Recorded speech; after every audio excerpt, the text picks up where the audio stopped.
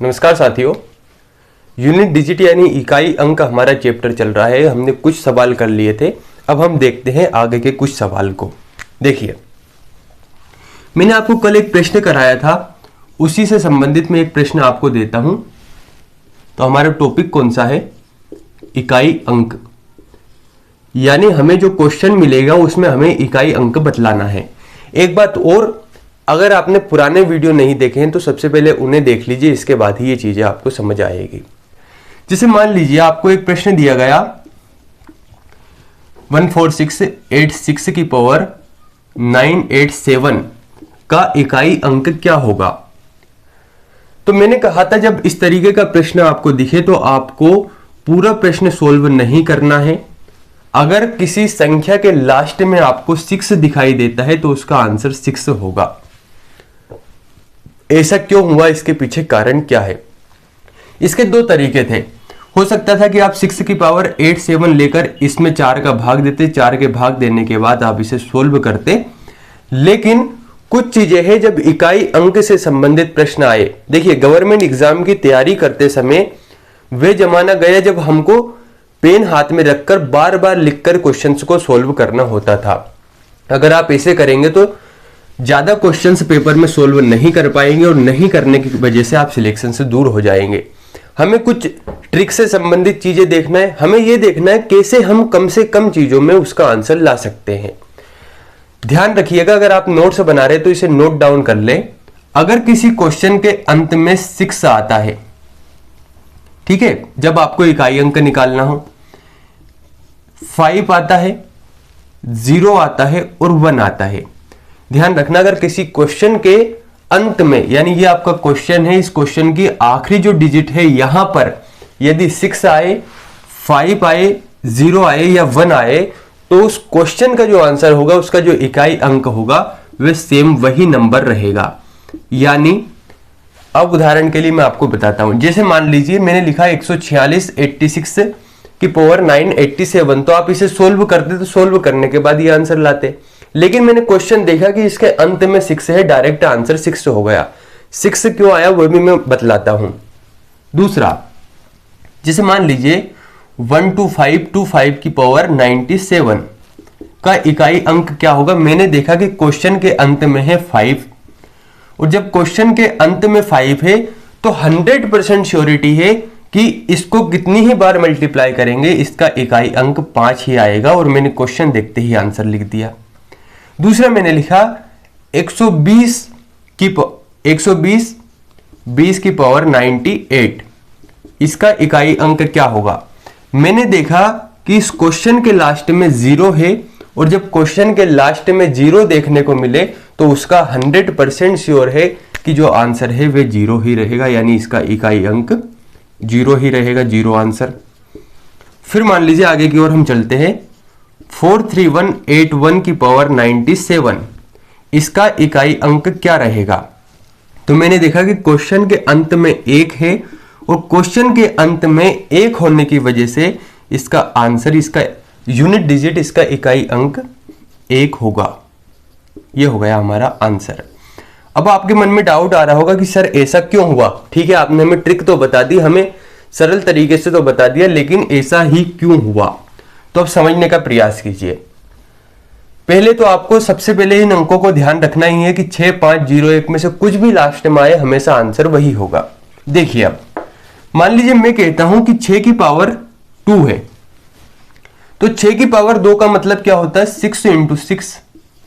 6 की पावर 2 का मतलब 6 × 6, और 6 × 6 अगर हम करते हैं, यानी 6 का गुणा 6 में करते हैं, तो 6 × 36 आता है। 36 का मतलब होता है कि इसका इकाई अंक 6, तो हमारा आंसर आ गया 6। अगर मैं इसमें और 6 भी जोड़ दूं तो 36 × 6 करेंगे तो हमें तो लास्ट के डिजिट का मल्टीप्लाई करना है, यानी 6 × 6 36, फिर से लास्ट में आ गया 6। यानी इधर कोई सी भी संख्या आ जाए लेकिन इसके लास्ट में तो 100% है कि 6 ही आएगा, तो इसीलिए हमारा आंसर रहेगा 6। ठीक ऐसे ही आप 6 की पावर 8 कर दीजिए, 97 कर दीजिए, 1024 कर दीजिए, 10,005 कर दीजिए, कुछ भी कर दीजिए, लेकिन आखिरी में 6 ही आएगा। 5 की बात करें, मान लेते 5 की पावर 2, 5 की पावर हो गई 2, तो 5 इंटू 5 कितना होता है 25, 5 25, लास्ट में क्या आया 5, इसकी पावर 3 कर देते हैं, फिर भी अगर हम 5 इंटू 5 करेंगे तो भी लास्ट में 5 आएगा। 0 की पावर आप कुछ भी कर दीजिए 0 ही रहेगा, यानी अगर आप 0 को 2 बार मल्टीप्लाई करेंगे तो भी 0, 3 बार करेंगे तो भी 0, तो 0 ही रहना है। 1 की पावर 14 कीजिए या 1 की पावर 2 कीजिए, इसका मतलब 1 ही होगा, यानी 1 का आप कितनी ही बार मल्टीप्लाई करेंगे इसका आंसर हमेशा क्या आएगा, इसका आंसर हमेशा 1 ही आएगा। इसलिए ध्यान रखना है किसी क्वेश्चन के अंत में अगर हमें 6, 5, 0, 1 में से कोई भी क्वेश्चन मिले या कोई भी अंक मिले तो उसका आंसर हमेशा वही अंक होगा। ठीक है, उसका यूनिट डिजिट या इकाई अंक इन्हीं अंकों में से होगा। चलिए इसके बाद आगे की ओर बात करते हैं कुछ अगले क्वेश्चंस के बारे में। हो सकता है यूनिट डिजिट आपको लगे कि थोड़ा सा लंबा है, लेकिन क्वेश्चन यहां से बनता है चाहे किसी भी एग्जाम की बात करें।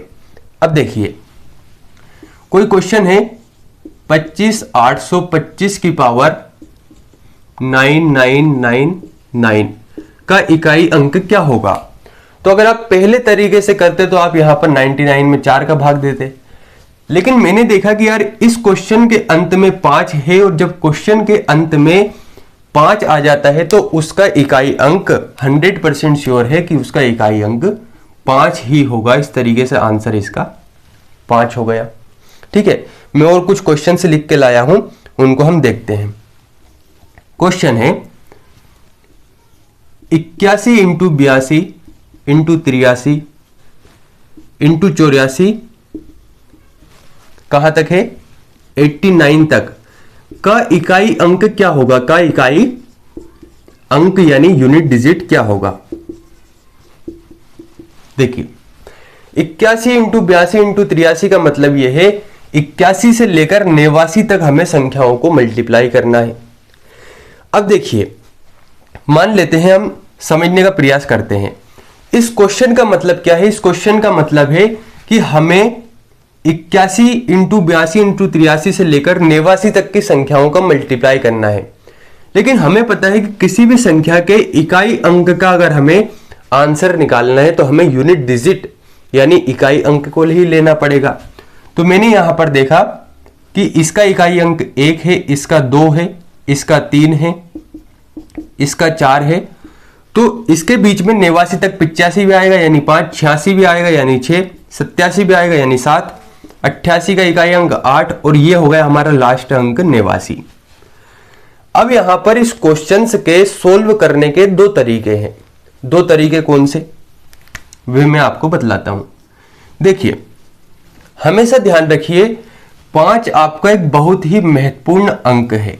पहले तो मैं आपको पुरानी विधि से आपको सोल्व करके बताता हूं। ये आपका बिना पावर वाला क्वेश्चन है कि हम 1 का मल्टीप्लाई 2 में करेंगे तो 2, 2 का मल्टीप्लाई 3 में करेंगे तो 6, 6 का अगर हम 4 में करते हैं तो 24 में हमें 4 का मल्टीप्लाई करना है, किसमें 5 में, 5 चुक 20। आप समझ रहे हो ना यहाँ पर 4 का क्यों किया, क्योंकि हमें यूनिट डिजिट यानी इकाई अंक का ही करना है। अब आ गए हमारा 5 चुक 20, 0 का मल्टीप्लाई 6 में करेंगे 0, 0 का 7 में करेंगे 0, 0 का 8 में करेंगे 0 और 0 का 9 में करेंगे 0। तो इस तरीके से इस क्वेश्चन का इकाई अंक 0 आ जाएगा, ये हमारा आंसर हुआ। लेकिन मैं आपको एक बात बतलाता हूं, समझने के लिए समझिए। हमने देखा कि 81 से लेकर 89 तक हमें क्वेश्चन जो अंक आएंगे उनका हमें मल्टीप्लाई करना है। तो मैंने ये देखा कि अगर किसी क्वेश्चन में 5 है और इस 5 के साथ ही उस क्वेश्चन के अंदर हमें कोई सम संख्या दिखाई दे रही है, तो मैंने देखा कि अगर मैं किसी क्वेश्चन में सम संख्या का गुणा करता हूं, यानी किसी 5 में सम संख्या का गुणा करता हूं, जैसे 5 इंटू 2, 2 हमारी एक सम संख्या है, तो 5 दूनी 10। कहने का मतलब जब भी मैं 5 में किसी सम संख्या का मल्टीप्लाई करूंगा तो सम संख्या के मल्टीप्लाई करने के बाद उस जो संख्या रहेगी उसका जो यूनिट डिजिट रहेगा वह 0 आएगा। यहां पर 0 आपको दिख रहा होगा। और अगर मैं 0 का गुणा किसी भी संख्या में करूंगा तो इसका मतलब यह है किसी भी नंबर में करूंगा, चाहे मैं 12 में करूं, 15 में करूं, 89 में करूं, तो उसका आंसर 0 ही आएगा। तो यही विधि हमें यहां पर लगानी थी। हमने देखा 81 से लेकर 89 तक की संख्याएं हैं, इसके बीच में 85 भी आया, तो 85 का यूनिट डिजिट है 5, हमने यहां पर 5 लिया था। हमने देखा इसमें कितनी सम संख्या है, तो हमें तो केवल एक सम संख्या चाहिए, 2 दिख गया, 4 भी दिख गया, 6 भी दिख गया, इसका मतलब हमें केवल एक सम संख्या चाहिए। चलिए 2 में ना करके आपने किया 6 में, है ना, 5 × 6, तो 5 6 के 30, 30 का यूनिट डिजिट है 0। अब 0 का गुणा हमने 1 से लेकर 9 तक किया, या जो संख्याएं बीच में उनमें किया, तो 0 का गुणा किसी में भी करेंगे 0 ही हो जाएगा। इस तरीके से इस क्वेश्चन का आंसर आएगा हमारा 0। तो ध्यान रखिए, किसी भी क्वेश्चन में अगर हमें सम संख्या और 5 दिख जाता है तो उस क्वेश्चन को पूरा सोल्व ना करके सीधे उसका आंसर हमें कर देना है 0, और 0 इसका यूनिट डिजिट रहेगा, इसका इकाई अंक रहेगा। चलिए अब एक अगला क्वेश्चन करते हैं। क्वेश्चन से मैं लिख लाया हूं, हम उन्हें देखते चलेंगे। आपको बस समझना है कि चीजें कहां पर किस तरीके से सोल्व हो रही है, बस वही हमें आंसर देखना है। प्रश्न है, प्रथम 111 पूर्ण संख्याओं के 111 पूर्ण संख्याओं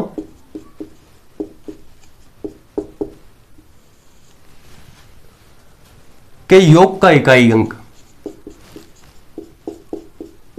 योग का इकाई अंक यानी यूनिट डिजिट क्या होगा। समझिए, प्रश्न यह कहना चाह रहा है कि प्रथम जो 111 पूर्ण संख्याएं हैं, हमने अगर आपको ध्यान है तो पहले वीडियो में मैंने कहा था बड़ा महत्वपूर्ण है प्राकृत संख्या, पूर्ण संख्या। कहने का मतलब पूर्ण संख्या से मतलब है यहां पर होल नंबर। होल नंबर कहां से शुरू होते हैं अगर आपको पता होगा तो?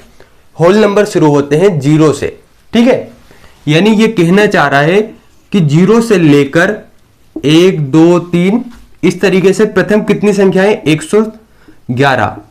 अब आप कहेंगे सर यहां पर 110 क्यों लिखा? क्योंकि इसमें कहा गया है कि प्रथम 111 पूर्ण संख्याओं के योग का इकाई अंक। तो प्रथम 111 पूर्ण संख्याएं कौन सी होंगी? 0 से लेकर 110। क्यों? क्योंकि इसमें 0 भी शामिल है। जब हम 110 में 0 को भी ऐड करेंगे तो संख्याएं हो जाएगी 111। 111 का योग नहीं कहा है, यहां पर कहा गया है पूर्ण संख्याएं। तो पूर्ण संख्या 0 से शुरू होती है, 110 तक हमें लेना है। जब इस तरीके का क्वेश्चन आए, इस तरीके के क्वेश्चन में यानी कि अगर पूछा जाए 1 से लेकर n तक की संख्याओं का योग क्या होगा, तो जब हम आगे कुछ चैप्टर पढ़ेंगे तो वहां पर इस फॉर्मूले को पढ़ेंगे। तो फॉर्मूला कुछ इस तरीके से है, n + 1/2। जब भी इस तरीके का क्वेश्चन आपको देखने को मिले तो उस क्वेश्चन में आपको एक फॉर्मूला लगाना है। n का मतलब होता है अंतिम संख्या। तो यहां पर अंतिम संख्या कौन सी है? 110। तो मैंने यहां पर लिखा 110। इसके बाद लगाया हमने कोष्टक, फिर आ गया n का मतलब है 110 प्लस यहां पर है 1, तो 1/2। अब इसे सोल्व कर लीजिए। 110 इंटू, जब कोष्टक हम खोलते हैं तो वहां पर इंटू लगा होता है। 110 में 1 का अगर हम मल्टीप्लाई करें तो 111/2।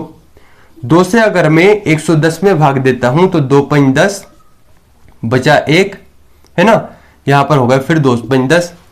इसका मतलब क्या है? 55 × 111।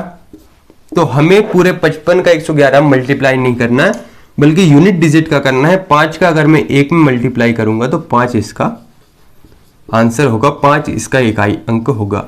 कहने का मतलब इसके आगे बहुत सी संख्या आएगी, लेकिन हमें इकाई अंक देखना है, यूनिट डिजिट देखना है, यूनिट डिजिट देखना है। तो इसका इकाई अंक होगा 5। तो याद रखिए, अगर प्रश्न इस तरीके से आता है कि प्रथम 111 पूर्ण संख्या है, अगर यहां पर दिया जाता प्रथम 120 तो 119 तक लेना था, प्रथम 125 तो 124 तक लेना था। तो ये प्रथम 111 पूर्ण संख्याओं के योग का इकाई अंक यानी होल नंबर को हमें देखना है। इस तरीके का प्रश्न आए तो यहां पर n + 1/2 ये वाला हमें फॉर्मूला लगाना है। n यहां पर अंतिम संख्या यानी 110, 110 + 1/2, इसको हमने सोल्व किया तो 5 इसका आंसर आ गया, यूनिट डिजिट आ गया। तो साथियों ये हुए हमारे कुछ प्रश्न। अगले वीडियो में हम जानेंगे यूनिट डिजिट इकाई अंक से संबंधित और भी प्रश्नों को। धन्यवाद।